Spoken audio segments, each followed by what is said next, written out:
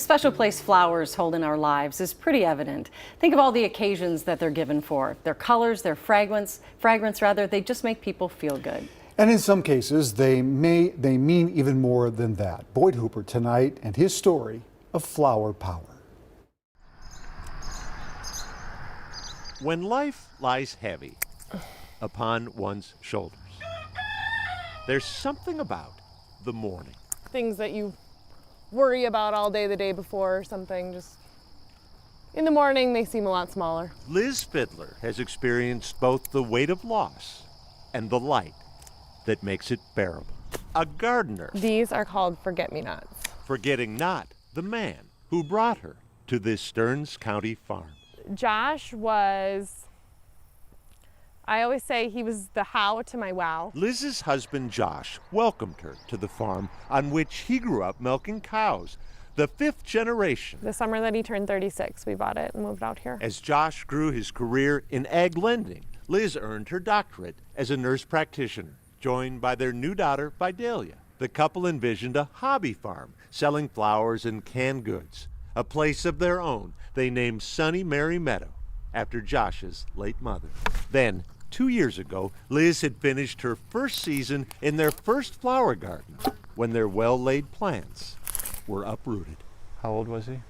39. Liz was at work, her husband home alone. 39. Yep.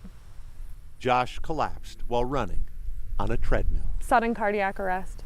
Yep. Fit and in seemingly perfect health, Josh had breezed through a physical one day before. Yep. One day after Josh's funeral, Liz learned she was pregnant with their second child. Her mother suggested continuing the flower business might be too much. And I just remember looking at her and I was like, don't take away one of the things that still makes me happy. Snapdragons. Let's just say Zinnias. 2 summers later, good things are growing. So this is Davy. Can you say hello? Yeah. And this is Vidalia. Count Vidalia and Davy among the reminders of Josh sprinkled round the farm. Got some wind chimes. His last canned vegetables. This is like his corn relish. And his college flag. He loves St. John's University. But approaching 2 years since Josh's death, I like it. Also signs that Liz is making the old dairy farm her own. These murals reflect her personality very well. She's colorful and vibrant. The new farmhouse Liz and Josh had started planning together is now under construction.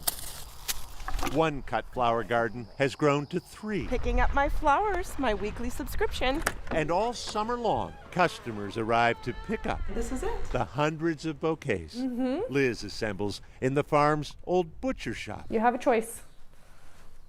And move forward is kind of what I've chosen. It's called Snow on the Mountain. Yeah, isn't that silly? This is what he wanted for us. I know it is. These little ones are baby chicks, and these big ones are mama hens. So they're the 6th generation. The 6th generation on this 134-year-old family farm, where the products are no longer meat and milk. So the sunflowers do need to sit a little bit lower. And the lessons, So then I just cut it off there. not just about bouquet making, Ready? 1, 2, 3. but loss and love and life. I'm just the keeper of the flame for now. Want to let it keep burning. Boyd Hooper, Care 11 News, St. Joseph. Liz has written a children's book dealing with grief and healing. To learn more about the book or Sunny Mary Meadow, you can find a link at care11.com.